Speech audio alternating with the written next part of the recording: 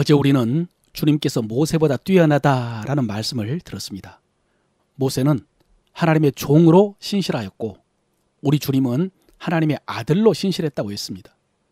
오늘은 이 모세와 연결해서 유대교 출신 성도들에게 실제적인 교훈을 합니다.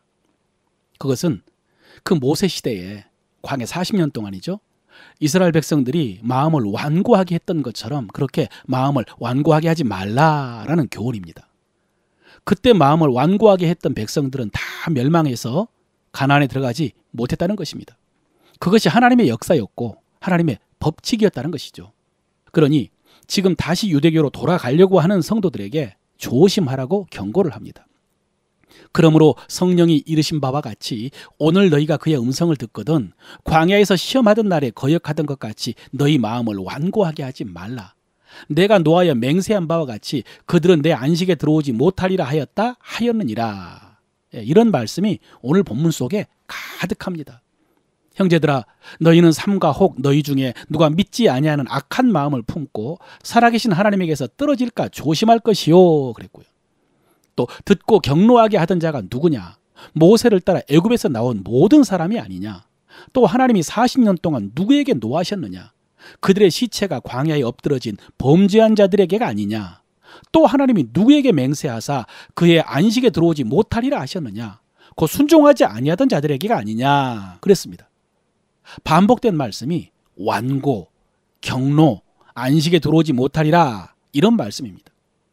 거역, 악한 마음, 범죄, 순종, 진노, 하나님에게서 떨어짐, 시체가 광야에 엎드러짐 이런 말씀입니다. 그러니 너희 마음을 완고하게 하지 말라. 직접적으로는 교회를 떠나 회당으로 돌아가지 말라는 말씀입니다. 이렇게 여러분 오늘 말씀의 주제는 분명합니다. 표현과 논리가 좀 강하지만은 메시지는 단순합니다. 그런데 오늘 본문이 좀 어려운 것은 우리 성도들 속에 이스라엘 백성들이 출애굽해서 광야를 지나 가나안에 들어간 것이 우리가 예수 믿고 구원받아 이 세상에 살다가 천국에 들어가는 것과 동일시하는 부분이 있기 때문입니다. 실제로 바울이 이스라엘 백성들이 홍해를 건넌 것을 우리가 세례받은 것으로 또 이스라엘 백성이 광야 생활을 우리 성도들의 교회 생활로 그리고 이스라엘 백성들이 가나안에 들어간 것을 우리 성도들이 천국에 가는 것으로 비유를 해서 설명을 했습니다. 그렇다면 문제가 예수를 믿고 세례받아서 신앙생활을 하던 성도가 출애굽한 이스라엘 백성들 중에 가나안에 들어가지 못한 자처럼 그렇게 범죄함으로 구원에서 떨어져서 천국에 들어가지 못할 수 있느냐 이것입니다. 우리가 보편적으로 알고 있는 복음은 하나님의 선택과 예정으로 시작된 구원은 결코 실패하지 않는다는 것이죠.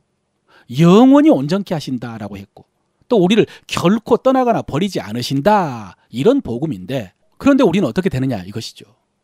실제로 여러분 요즘에 유튜브 썸네일을 보니까 한 번 구원은 영원한 구원이냐? 아니다. 신학교 교수들이 양심 선언했다. 그런 제목의 컨텐츠들이 보였습니다. 그래서 내용을 들어가 봤더니 소위 낚였습니다. 요즘에 유튜버들이 조회수를 늘리려고 자극적인 제목을 다는 경우가 많고 또 아예 새빨간 거짓말로 컨텐츠를 만들기도 하는데 이 구원론 논쟁도 우리가 아는 복음을 부정하는 내용이 아니고요. 극단적으로 행위와 윤리, 죄를 배제하는 그런 구원파적인 구원론을 지적하는 내용이었습니다. 제목만 좀 요란했던 셈입니다. 여러분, 우리의 구원이 믿음으로냐 행함으로냐 하면 오직 믿음으로입니다. 그러나 그 믿음은 진짜 믿음이어야 되고 살아있는 믿음이어야 합니다. 그리고 진짜 믿음은 행함의 열매가 맺힙니다. 살아있는 믿음은 아무렇지도 않게 죄를 짓지 않습니다. 사실 오늘 히브리서 기자의 논리와 주장이 좀 애매하긴 합니다. 그래서 히브리서가 야고보서와 함께 정경으로 확정되는데 시간이 좀 걸린 것 같습니다. 그러나 오늘 말씀이 행위 구원을 주장하거나 우리의 행위로 인해서 구원이 취소될 수 있다 이런 주장은 아닙니다. 결과적으로 유대교로 돌아간 사람들은 오늘 히브리 기자가요 믿지 않는 악한 마음을 품었다라고 했습니다. 믿지 않는 악한 마음입니다. 처음부터 믿지 않았기 때문에 악한 마음이 생긴 것입니다. 그래서 하나님에게서 떨어진 것입니다. 사도행전 13장에 보면은 바울이 비시디아 안디옥에서 복음을 전했을 때 믿는 이방인들에 대해서 이렇게 말합니다.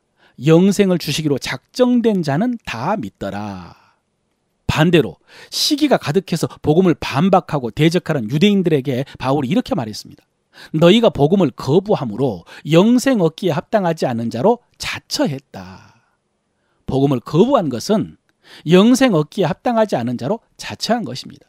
같은 맥락에서 지금 교회를 떠나서 회당으로 돌아간 유대인들은 영생 얻기에 합당하지 않은 자로 자처한 것입니다. 돌아간 자체가 믿음이 없었다는 증거입니다. 그래서 마지막 18절에도 보면요, 이로 보건대 그들이 믿지 아니함으로 늑이 들어가지 못한 것이라 그랬습니다.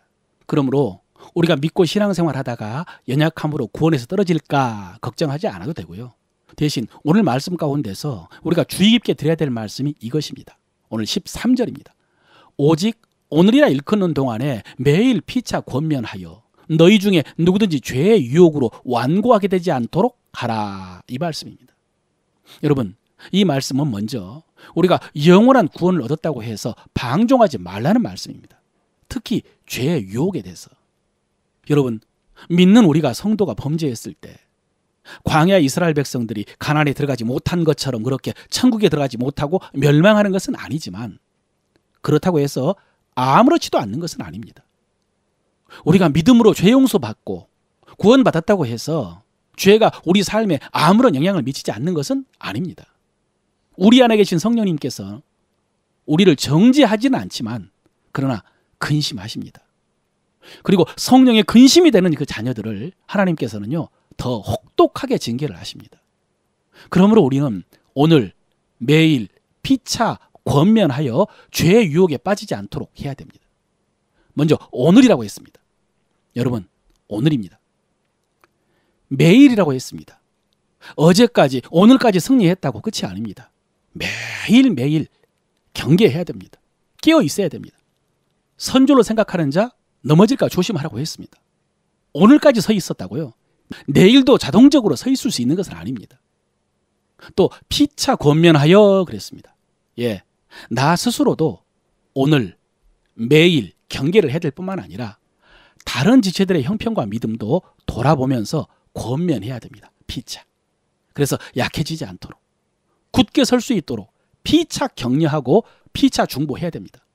사랑하는 성도 여러분, 그래서 우리가 함께 부름을 받았으니 끝까지 함께 견고하게 붙잡고 그리스도의 영광에 함께 참여한 자 되시기를 바랍니다.